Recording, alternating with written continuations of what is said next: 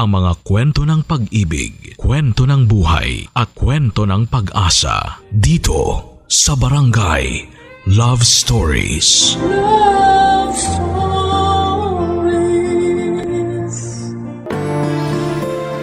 Hindi lahat ng nakaraan ay nag-iiwan ng sugat na mahirap ng lunasan. Minsan nag-iiwan din po ito ng isang bagay na matagal mo nang inaasam at pupuno sa puwang ng iyong kasalukuyan. Ikaw kabarangay, anong bahagi ng iyong nakaraan ang hindi mo pinagsisisihan? Dear Papa Dudut, mapagpalang araw po sa inyo at sa lahat ng mga nakikinig ngayon ng Barangay Love Stories. Ako po si Edmond, 40 years old na sa ngayon at isang government employee for 15 years. Hindi ko na lamang po babanggitin kung saang mismong opisina pero dito lamang din po ako sa Metro Manila. May asawa na po ako, tawagin niyo na lamang siya sa pangalang Shelo. Mas bata siya sa akin ng 3 taon. 15 years na kaming kasal noong mangyari ang kwento naming dalawa. Nagkakilala kami noong high school. Graduating na ako noon pero second year pa lamang siya. Napansin niya ako noong medyo sumikat ako sa school namin. Nasa varsity team kasi ako at hindi ako star player. Pero sa akin nagmula ang winning shot sa game namin, kung saan kami nakapasok sa semifinals. Yun din po ang unang beses na nakaabot ng semifinals ang school namin. 4th place naman kami pagdating sa finals.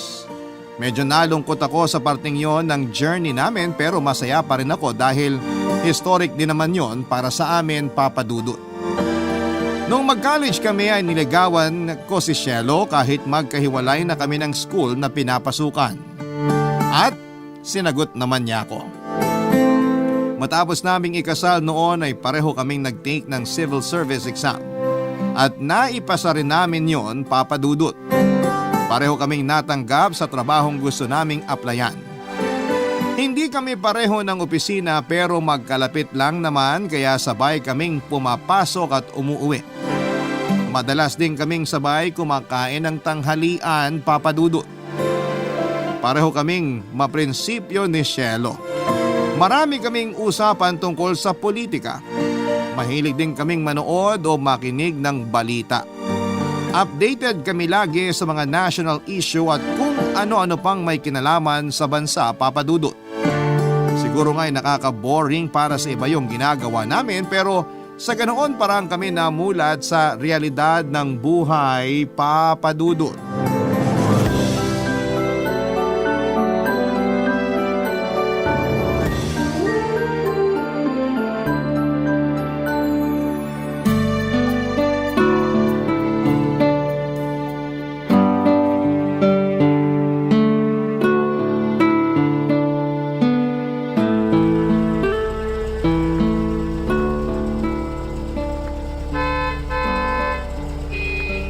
Tingnan mo tong mga to, busina pa ng busina. Para namang may magagawa yung pag-iingay nila para umusad yung mga sasakyan dito sa kalsada. Sinabi mo pa. Ay, di na sila nasanay. Araw-araw naman may traffic. Ay, grabe, ang init. Mga ilang minuto pa at para na tayong siopaw dito. Kailan kaya masusolusyonan tong traffic na to? Parang malabo pa sa sabaw ng sinaing ah. Hayaan mo. Tatakbo ko sa pagkapangulo sa susunod na eleksyon. Pangulo ba talaga gusto mo? O panggulo? Hoy, grabe ka ah. May isang boto na kaya ako. Galing sa'yo. Dagdag mo na yung sa akin para maging 2 naman. Oh, ano naman mga plano mo pag nanalo ka? Pag ako nanalo, magkakaroon na ng cable car bilang public transportation. Parang narinig ko na yan ah. Magandang solusyon yan kahit nagbibiro ka lang. O siya, umidlip ka na muna. Pagising mo, nakausad na tayo ng 5 meters. Buti nga nagdala ako ng unan eh. Aba, di naman halatang prepared ka no? Sus, araw-araw ba naman ganito yung sitwasyon dito eh? O eto, medyo umuusad na. Buti naman at... Hoy! Magpapakamatay ka ba? Mahal, hayaan mo na. Hindi naman nasagi itong kotse natin eh. Kamote kasi yung nakamotor eh. Bigla-bigla na lang sumisingit. Kumalma ka nga. Sige nga, kung bababa ka at papatulan mo yon. Sa tingin mo anong mangyayari sa'yo? Dami kasing ganyan dito. Sa kagustuhan nilang makausad agad, hindi nila naiisip yung iba na pwede nilang mapirwisyo. Shh, tama na.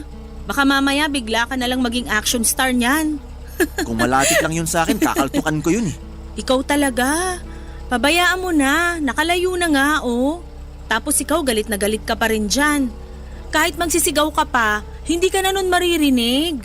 Sa susunod na mangyari ulit yon, bababa na talaga ako para pagsabihan yung mga kamoting rider na kagaya niya.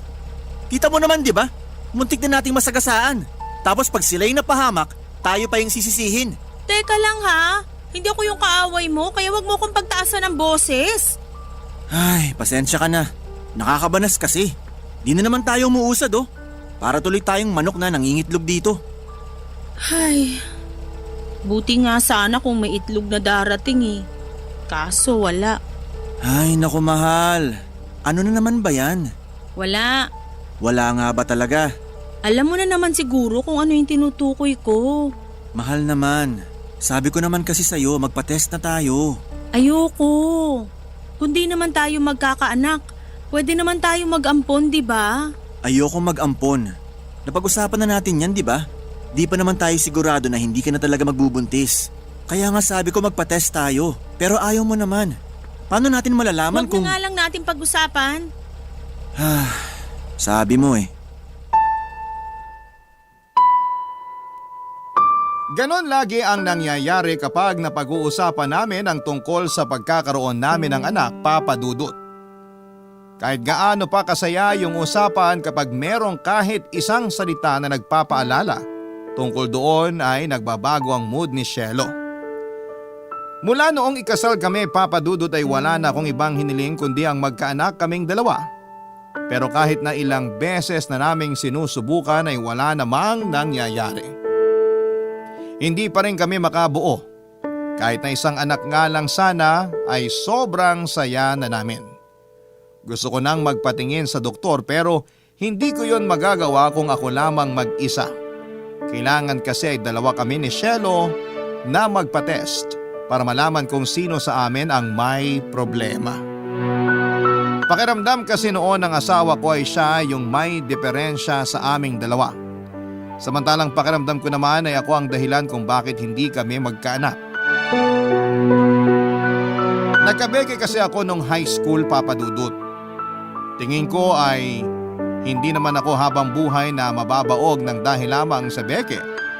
Pero nag-isip na lamang ako na maaaring posibleng isa yon sa mga dahilan.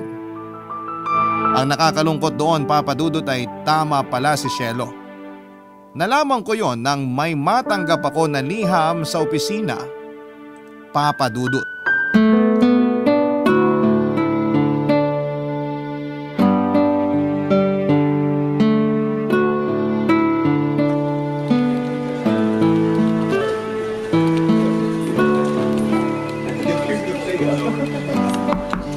Edmond, may liham para sa'yo. Nung isang araw pa nga to pero ngayon lang nadala rito. Liham ba yan galing sa palasyo? Pinatatawag na ba ako ng presidente? Naku, sana nga. Para magkaroon na ako ng kaibigang bigatin. Kaso parang hindi. Wala nga nakalagay kahit logo man lang. Ha? Saan naman kaya galing yan? Mas mabuti pa tingnan mo na lang pare. Eto. Oo nga no, walang nakalagay. Tsaka kung sa palasyo man to galing, hindi rin basta-basta iaabot yung liham. May cheque kayang kasama to? Naku, kung meron man yan, pabalato ah. Loko ka rin no? Bawal yun. Masisibak tayo rito. Eto na, bubuksan ko na. Pagmasdan mo akong mabuti tingnan mo yung reaksyon ko. Pag nakita mo akong lumuluha, ibig sabihin may masamang balita. Pag nakasimangot, may utang ako na kailangan ko ng bayaran. Tapos may malaki ng interes. Paano naman kung bigla ka na lang tumakbo palabas? Ibig sabihin nun may kayamanang ipinamana sa akin. At iiwan ko na kayong lahat. Wala na akong pakialam sa inyo. Nako pre, wag mo akong kakalimutan ha. Kahit ipadala mo na lang yung para sa akin. Teka pre, baka nakakaabala na ako sa'yo. Hindi, ayos lang pre. Di mo pa ba bubuksan yan? Parang kinakabahan ka. Baka naman mamaya parang kagayan dun sa mga teleserye. Yung may pinapadalang dokumento galing sa laboratorio. Ano na nga tawag dun? DNA results yon. Pero paano naman ako padadalhan nun? Eh di naman ako nagpa-DNA test. Aba malay mo, may naanakan ka pala sa mga babae mo nun. Babae talaga? Loyal ako sa asawa ko. Parang ang hirap nun paniwalaan ah. Hoy, wag mo ako mabiro-biro ng ganyan pagkaharap ko asawa ko ha. Parang Armalite pa naman yun pag ninermon sa akin. Pinapatulan mo ba? Sa ganung pagkakataon? Syempre hindi. Kapag mainit siya, pinalalamig ko. Sus, puro ka naman ganyan. Tagal ko nang naghihintay ng magiging inaanak sa inyo pero hanggang ngayon wala pa rin. Yun na nga pare. Di ko rin kasi alam kung sino may problema sa amin ni Mrs. kung bakit di kami makabuo. Eh syempre ayoko namang sapilitan siyang isama sa klinik para magpatingin kaming dalawa. Kailangan ko rin siyang irespeto. Nako, mahirap yan ah. O paano, bababa na rin ako. Baka masita na ako rito eh. Balitaan mo na lang ako kung anong laman ng sobre. Baka kasi di ako makatulog. Sige, babalitaan kita. O siya, sige na. Baka masisanti ka pa. Papa Dudut, mahilig talaga akong makipagbiruan tuwing kinakabahan ako. At hindi ko alam kung bakit nararamdaman ko yon ng mga oras na yon. Unang kita ko pa lamang sa sobre ay parang may kakaiba na akong nararamdaman. Para bang meron yung ipinapahiwatig sa akin. Yun bang pakiramdam na hindi ko dapat baliwalain lamang? Mabuti na lamang at nandun si Onad para makipagbiruan sa akin, Papa Dudut.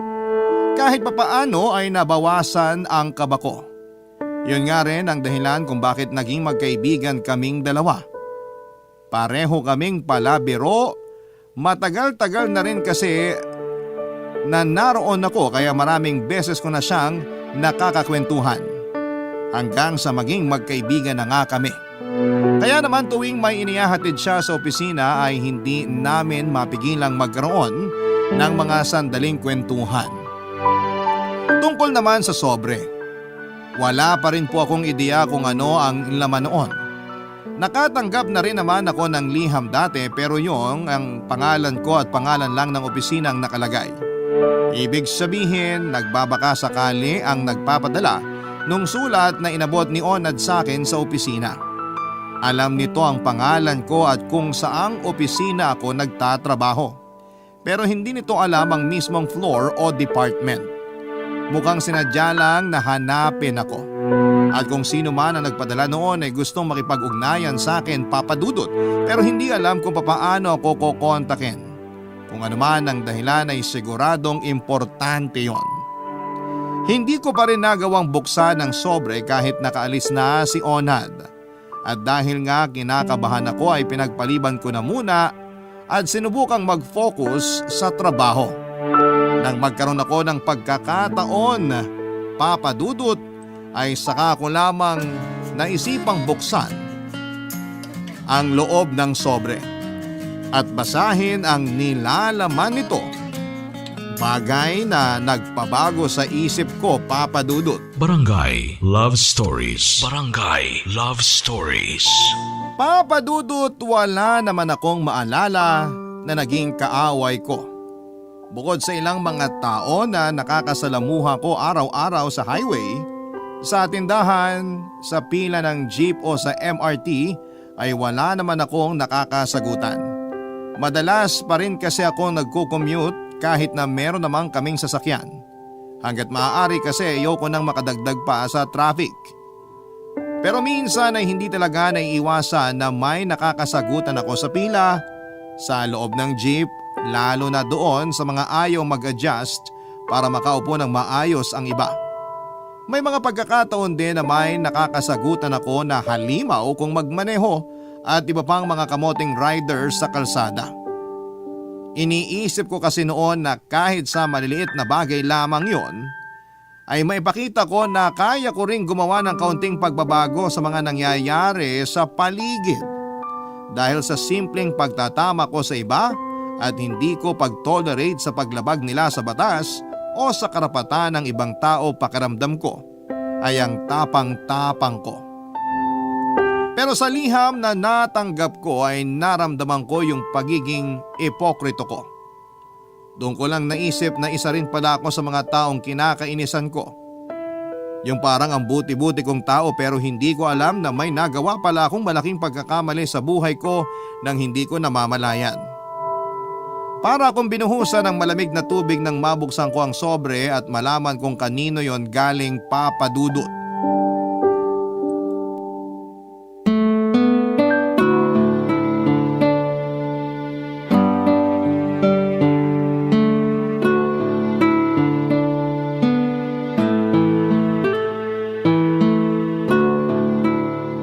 Uy pre, ba't nandito ka sa parking? Di mo naman dala yung kotse mo ah. Nagpapahangin lang ako. Nako, mukhang di mo sinabayan manangalian yung misis mo ah. Away kayo niyan mamaya. Nagpaalam naman ako. Tsaka may mga kasabay naman siya kumain. Ah, nagpaalam naman pala. Nga pala pre, nabuksan mo na ba yung sobre? Anong balita? Tingnan mo to, napaka-chismoso.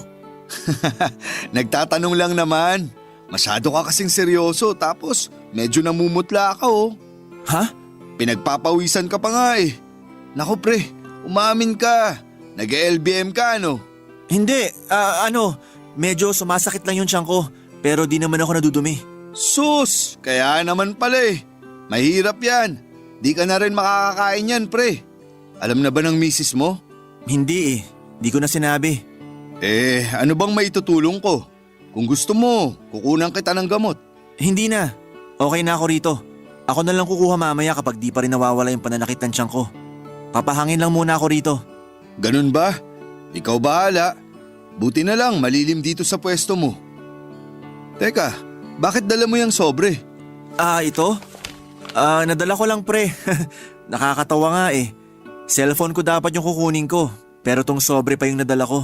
Sa bagay, ganyan din ako minsan pag nagmamadali. Mali yung nakukuha ko. Sigurado ka bang di ka kakain? Oo, kakain na lang ako mamaya pag talagang ginutom na. Nga pala pare, may naitanong sa akin yung misis mo. Di ko lang maalala kung kahapon ba o nung isang araw. Ano yun? Tinanong niya kung nang bababae ka raw. Ha? Bakit naman niya naitanong yun? Biro lang. Ito naman oh, masyado ka kasing seryoso. Pero sakali mang tanungin niya nga ako, wala naman akong pangit na isasagot. Ikaw kaya yung pinaka-faithful na lalaking kilala ko. Ako kasi, kahit mukha akong libag na tinubuan ng muka, kabilaan din yung chicks. Ikaw nga lang yata sa office yung walang babae. Ayos ka lang? Oo, ayos lang ako. May gagawin ka pa ba dito? Babalik na ako sa office. Wala na, sinamahan nga lang kita dito eh. Salamat Sige, balik na ako sa trabaho. Teka sandali, di mo pa rin ba nabubuksan yung sobre? Hindi pa. Mamaya na lang siguro pagbalik ko sa opisina. Bubuksan ko na nga sana kanina, pero umaalburuto naman tiyan ko kaya nakalimutan ko na rin. Ganun ba? Sayang, di gumana pagiging tsismoso ko ngayon. Buti inamin mo ng tsismoso ka. Talo mo pa yung mga babae sa office eh. Medyo na-excite lang talaga ako sa laman ng sobre na yan. Masyadong misteryoso eh. Di naman siguro ganun ka-importante yung laman nito. Sinilip ko lang kanina pero di ko pa talaga nababasa. Hindi naman pera yung nakalagay sa loob. O siya, sige. Kwentuhan mo na lang ako sa susunod tungkol dyan. Sige ba? Pero balik na muna ako sa opisina. Sige pre, love you! Sira ulo! Papa Dudut, hindi ko na binasa ang liham doon sa tambayan ko sa parking area. Sa kantin ko na sana balak buksan yon pero natakot ako na baka may makakita na naman sa akin at magtanong pa tungkol doon. Nang makaalis ako roon ay tinago ko kaagad sa bulsa ko ang dala kong sobre. Bandang hapon na nang nagkunwari akong masakit pa rin ang tiyan. Itinuloy ko na lamang ang pagbabasa doon sa CR naming mga lalaki. Nagkulong ako sa cubicle ng ilang minuto, Papa Dudut.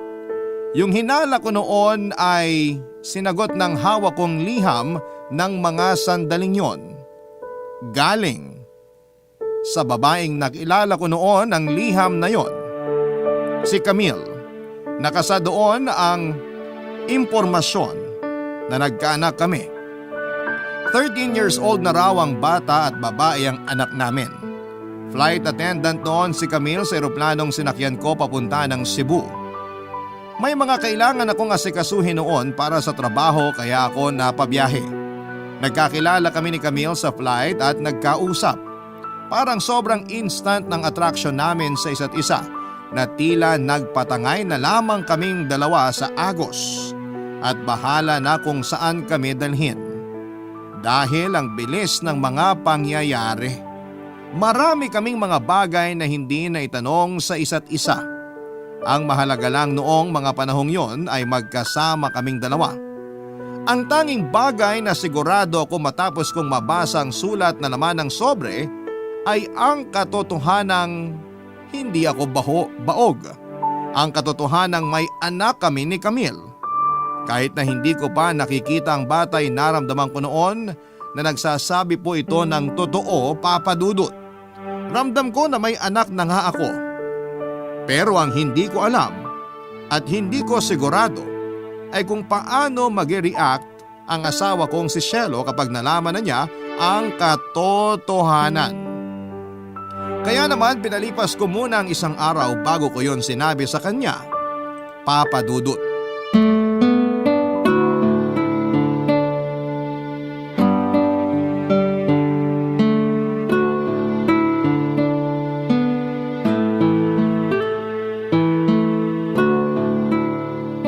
Mahal, may conference kami next month tungkol sa budget at reorganization. Pati na rin yung tungkol sa bagong batas na… Huy! Naririnig mo ba ako? Ha? Ano yun? Okay ka lang ba? Parang ang lalim ng iniisip mo ah. Ang dami ko nang nakakain pero ikaw di mo pa nagagalaw yung nasa plato mo. May problema ba? Wala. Mahal, sabihin mo na kasi sa akin. Tungkol ba yan dun sa nabalita kanina na politikong inambush? Kilala mo yung assistant nun, di ba? Oo. Kilala ko. Grabe, no?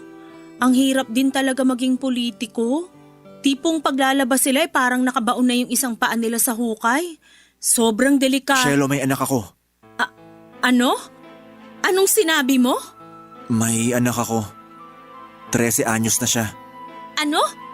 Teka, paano nangyari yon? Hindi ko alam kung paano ko ipapaliwanag sa'yo. Kahapon ko lang kasi nalaman eh. Kaya ba bigla na lang sumama yung pakiramdam mo nung lunchtime natin kahapon? Dahil ba dyan sa nalaman mo? Oo.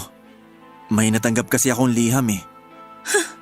At naniwala ka na agad? Bakit? May kasama bang DNA result yung natanggap mong liham para masigurong anak mo nga yung bata? Hindi na kailangan ng DNA test. Nararamdaman ko na anak ko yung bata. Sino ba yung sumulat sa'yo? Si Camille. Yung nanay mismo ng bata. Detalyado yung nasa sulat kaya nakakasiguro ako na anak ko nga yung bata. Talagang di ka man lang nag-alangan na sabihin yan sa akin? Ayoko magsinungaling sa'yo kaya sinabi ko na agad. Ayaw mong magsinungaling? Anong tawag mo sa ginawa mo, ha? Ilang taon na yung lumipas, Edmond? 15 years na tayong kasal. At kung 13 anyos na yung bata, nabuo siya nung kasal na tayo. I'm sorry. Hindi ko naman alam na… Baka gusto mo ring sabihin na hindi mo sinasadya. Sige na, huwag ka nang mahiya. Gano'n naman yung katwiran yung mga lalaki kapag nahuhuli kayo sa kalokohan nyo, di ba? Mahal, please. Inaamin ko naman na nagkamali ako. Please, patawarin mo naman ako. Grabe ka! 2 years pa lang tayong kasal noon pero parang nagsawa ka na kagad sa akin. Mahal, please. Gusto ko lang naman magkaanak. Anak? Meron na nga, di ba? Dapat magsaya ka. Sa'yo ko gustong magkaanak. Paano nga? Kung nagkaanak ka na sa ibang babae, ibig sabihin nun ako yung may problema sa ating dalawa, di ba? Ako yung baog, kaya tayo hindi magkaanak. Congrats ha, may anak ka na. Hindi mo na ako kailangan. Papa Dudut, marami pa ang mga masasakit na salitang narinig ko mula kay Shelo. Kesyo parang kung sino raw akong magaling, kung mamuna sa ibang tao kapag nagkakamali samantalang masahol naman ako sa mga taong yon. Tinanggap ko lahat ng yon dahil alam kong nasaktan ko siya sa mga nangyari. Nakabuntis ako habang kasal na kaming dalawa.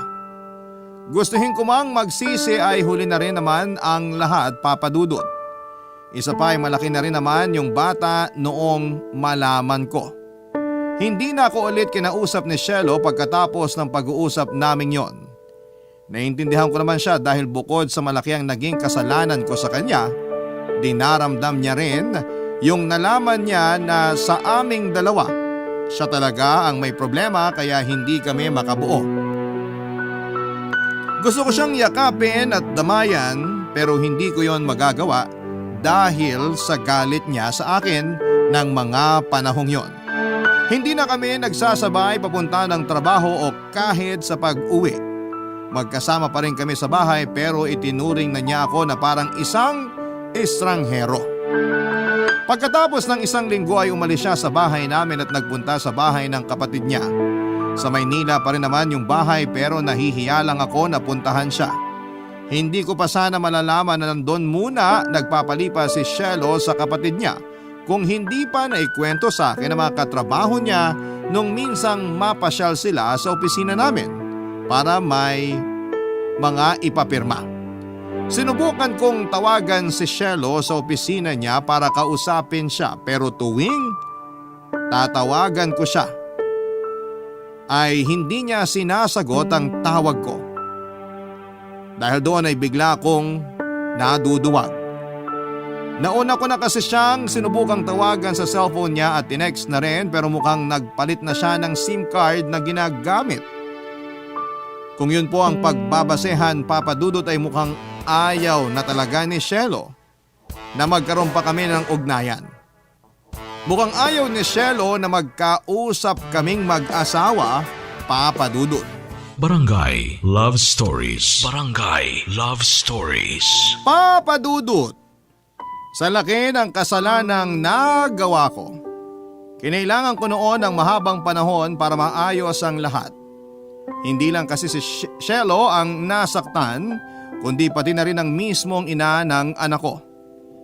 Hindi ko alam na nabuntis siya at sa mahabang panahon ay pinalaki niya ng mag-isa ang anak namin. Margaret daw ang pangalan ng anak namin at Marga naman ang palayaw nito. Matapos kong mabasa ang sulat ni Camille, sumulat agad ako pabalik sa kanya. Since wala akong alam na impormasyon tungkol sa kanya ay ginamit ko na lamang yung address sa sulat na natanggap ko. Sinabi ko sa kanya sa sulat na hindi ko pa alam kung ano ang gagawin ko noong nalaman ko ang tungkol kay Margaret.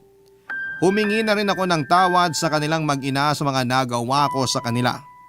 Nang time na yon ay hindi ko pa nasasabi kay Shelo ang tungkol sa bata at tungkol sa liham na natanggap ko.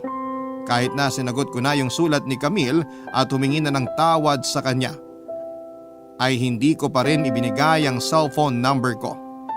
Hindi ko kasi alam kung ano at kung papaano makikipag-usap sakaling tumawag si Camille tapos ay tiyempong nandun sa bahay si Shelo. Sumagot naman si Camille matapos ang ilang linggo at nalaman ko ang totoong dahilan kung bakit niya ipinapaalam ang tungkol kay Margaret. At hindi ko yon inaasahan. Gulong-gulo na ako noon at hindi ko na alam kung ano ang gagawin ko. Kaya naman minabuti ko na lamang humanap ng makakausap tungkol doon. Pakiramdam ko kasi noon, Papa Dudut, ay mababaliw na ako sa kakaisip kung wala pa akong mapagsasabihan ng problema ko. Kaya isang tanghali nagkaroon kami ng pagkakataon ng kaibigan kong si Onad na mapag-usapan sa kantinang opisina namin ang aking mga pinagdadaanan.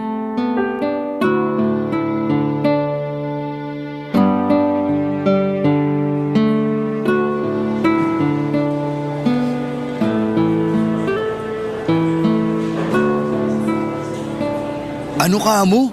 13 anyos na yung anak mo? Oo, dalagita na. Eh yung nanay nung bata, wala na bang pamilya o ibang malapit na kamag-anak?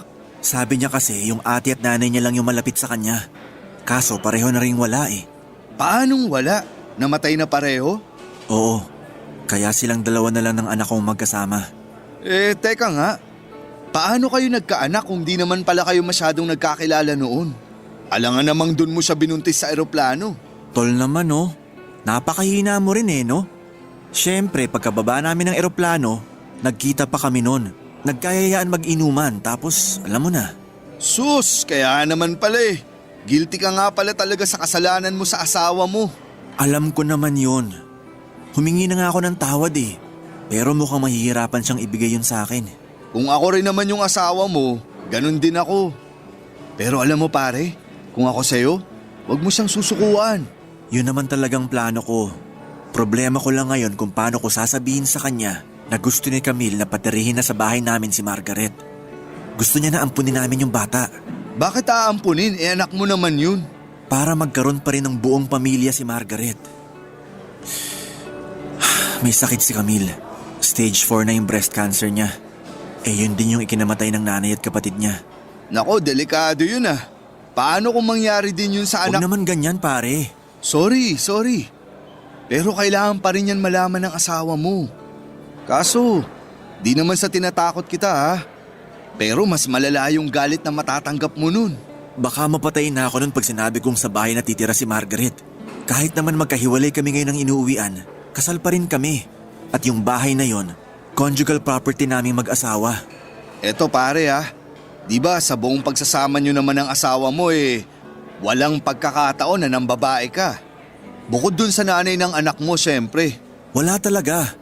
Kaya nga akala ko noon napakabuti kong asawa kay Shelo. Tapos malalaman ko na nagkaanak pala ako. Ay, sa totoo nga lang, sa kanilang tatlo ko may kasalanan. Kaya mabigat to para sa akin. Ayoko may masaktan, pero imposibleng mangyari yun. Tingin ko naman mapapatawad ka pa ng asawa mo. Malay mo, kapag nakita niya si Margaret biglang lumambot yung puso niya. Tapos pumayag siya na siya na rin yung magiging ina ng bata. Ewan ko pare, pero gusto ko talaga na magkaayos kami. Mahal na mahal ko yung asawa ko. Kahit hindi niya ako mabigyan ng anak, hindi ko siya ipagpapalit sa ibang babae. Kung ganon, mas mabuting harapin mo na lang yung galit niya. Maniwala ka pare, huhuparin yung galit nun sa'yo. Mahal ka rin naman ng asawa mo. Tsaka yung pagkakamali mo na yun noon, hindi mo naman alam na nagbunga, di ba? Tapos hindi mo na rin naman inulit. Galit lang ngayon si Shelo. Salamat pare ha. Gagawin ko yan. Di ako titigil hanggat di kami nagkakaayos ng asawa ko. Maayos ko rin ang pamilya ko. Papadudot na pagtanto ko noon na tama si Onad. Kailangan kong harapin ang galit ni Shelo hindi lang para maisalba ang pagsasama naming dalawa, kundi para na rin sa anak kong si Margaret. Pero bago ko kausapin ang asawa ko ay nagpasya muna akong pumunta ng Cebu. Hindi naman kami magkasama sa isang bahay ng mga panahon na yon, kaya naisip ko na hindi niya rin naman ako hahanapin kung sakasakali. Kaya naman sinamantala ko na lamang ang pagkakataon at nag-book ako ng flight para kitain sina Camille. Alam ko naman ang address ni Camille dahil binigay niya yon at doon pa lamang sa unang liham na pinadala niya ay nalaman ko na. Sa ikalawang liham naman niya ay may kasama ng picture ni Margaret. Kamukhang kamukha niya ito pero hindi rin maitatanggi na hawig ko rin ng bata papadudot. Pareho rin kami na itim ang buhok. Nung unang kita ko sa picture ay may naramdaman kaagad ako na tinatawag nilang lukso ng dugo. Kaya kahit na hindi pa DNA test ay alam ko na anak ko nga ang mga batang yon. Nang magkita kami ni Camille ay hindi ko akalain na gano'n na kalala ang kondisyon niya. Ganun pala kapag stage 4 na yung cancer. Payat na siya at hindi na tulad noong huling beses kaming nagkita. Medyo hirap na siyang magsalita pero malakas pa rin naman ang boses niya. Napag-usapan namin ni Margaret at ang asawa kong si Shelo. Kahit na wala pa akong sinasabi noon ay alam na niya na hindi tanggap ng asawa kong si Margaret. Pero sa huli ay naging maayos din naman ang naging pag-uusap namin. Nilinaw niya na wala siyang balak na manira ng relasyon at ang tanging gusto niya lamang ay may mapag-iwanan sa anak namin, papadudot. Nung una akala ko ay pareho kami na halos walang alam sa isa't isa, pero hindi pala. Nagulat na lamang ako na marami palang natatandaan si Camille tungkol sa akin base sa mga napag-usapan namin. Tulad na lamang ng kung saan ako nagtatrabaho. Naitanong ko kasi kay Camille kung bakit sulat ang naisip niyang ipadala sa akin kesa hanapin ako sa social media. Ang sabi niya ayaw niya raw makagulo kung sakali.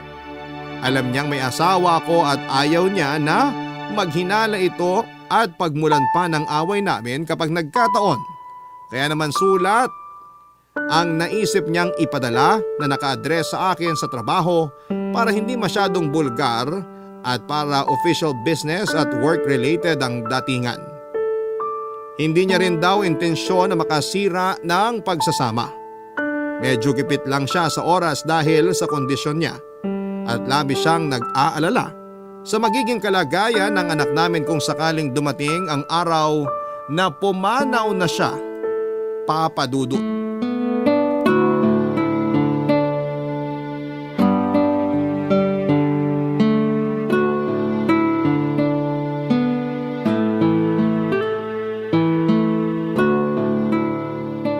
Ano pare? Kumusta yung naging pag-uusap nyo nung Camille? Okay naman pero siya yung di okay pare. Cancer ba naman eh? Magtaka ka kung madatnan mo siya na walang pagbabago yung itsura. Konti na lang mga buhok niya kasi unti-unti na siya nakakalbo. Wala na rin siyang gana kumain. Parang ako nga yung nahihirapan sa kalagayan niya eh. May taning na yung buhay niya, di ba? Oo, konting panahon na lang daw natitira sa kanya. Nakukonsensya nga ako pare eh. Ang laki ng nagawa kong kasalanan sa kanila. Nakita ko yung anak ko, ang ganda niya. Kahit papano naman may nakuha rin siya sa akin. Nung nakita ko siya, naisip ko talaga kung gaano ako kawalang kwentang ama. Sana nga nagkaroon pa kami ng mas mahabang oras para makapagkwentuhan man lang. Kaso kailangan ko rin bumalik agad dito para sa trabaho ko. Teka lang pare ha. Di naman sa pinag-iisipan ko pa ng masama yung Camille pero paano raw siya nakasiguro na ikaw nga yung tatay ng bata? Marami siyang nakarelasyon. Yung iba nga fling niya lang talaga eh. Pero ako lang yung Pinoy na nakasama niya. Kaya nung ipinanganak niya si Margaret at nakita kung sino yung kamukha ng bata, di na siya nagduda. May pagkapilya pala yun no? Kaya naman pala nabuo si Margaret. Pero bilib din ako sa kanya ha. Kinaya niya magpalaki ng bata na siya lang mag-isa. Tsaka nanahimik talaga siya kahit may pagkakataon siya na sirain kayo ni Cielo. Kaso nga lang, wala na siyang mapagpipilian ngayon.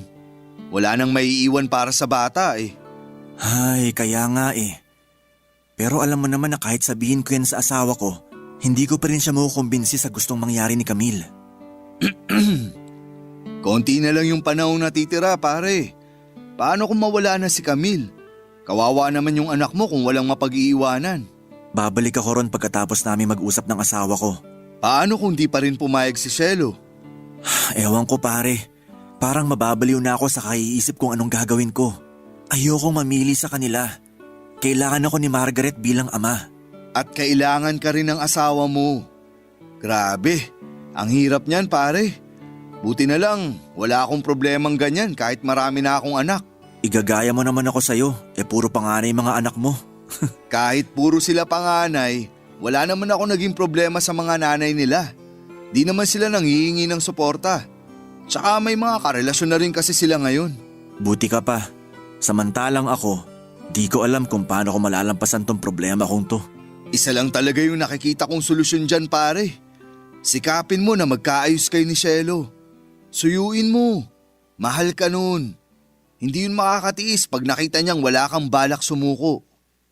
Ay, susubukan ko pare. Papa Dudut, maganda at mabait na bata ang anak ko. Magaan kaagad ang loob ko sa kanya at ganoon din siya sa akin kaya hindi naging mahirap para sa akin na tanggapin siya bilang anak. Si Cielo na lamang ang inaalala ko. Gusto mang magampo ng asawa ko pero hindi ko sigurado kung masisikmura niyang kupkupin ang batang para sa kanya ay bunga ng pagkakamali ko noon. Gustong gusto ko nang magkaroon ng pamilya. Mali lang yung naging pagkakataon. Ang malaking tanong pa ngayon ay kung magkakaayos pa kami ng asawa kong si Cielo kung sakaling kukunin ko ang anak ko. Pareho silang mahalaga sa akin. Yung sinabi ni Onad na suyuin ko si Cielo, yun din mismo ang sinabi sa akin ni Camille noong huli kaming magkausap. Pagkatapos ng ilang araw pagkabalik ko ng Maynila galing Cebu ay na ospital muli si Camille at doon na siya binawian ng buhay. Hindi pa ako nakakabalik doon matapos ang libing papadudot. Kailangan ko nang makapunta roon para kay Margaret. Ang anak ko mismo ang nagbalita sa akin na wala na ang nanay niya. Nabanggit niya rin sa akin na tinulungan nila ng best friend ng nanay niya sa lahat ng mga kailangang asikasuhin. Sa ngayon daw ay nakikituloy siya pansamantala sa bahay ng best friend ng nanay niya kasama ang pamilya nito. Kailangan na talaga ako ng anak ko doon. Bago po matapos itong liham ko sa inyo ay gusto ko rin po sanang humingi ng payo sa mga nakikinig ngayon kung ano nga ba ang pwede kong gawin para mapatawad na ako ni Shelo. Gulong-gulo na po kasi ang isipan ko kaya sana kahit papaano'y matulungan ninyo ako. Hanggang dito na lamang po muna ang kwento ko at maraming salamat po sa inyo sa pagkakataong ibinigay ng Barangay Love Stories at ng Barangay LS para mapakinggan dito ang kwento ko. Sana po ay marami po ang natutunan ng ating mga kapuso na huwag magkakamali. Ang inyong forever kapuso at kabarangay, Edmond. Nagustuhan ng iyong napakinggan? Ituloy yan via live stream sa www.gmanetwork.com/radio. Barangay LS 97.1 For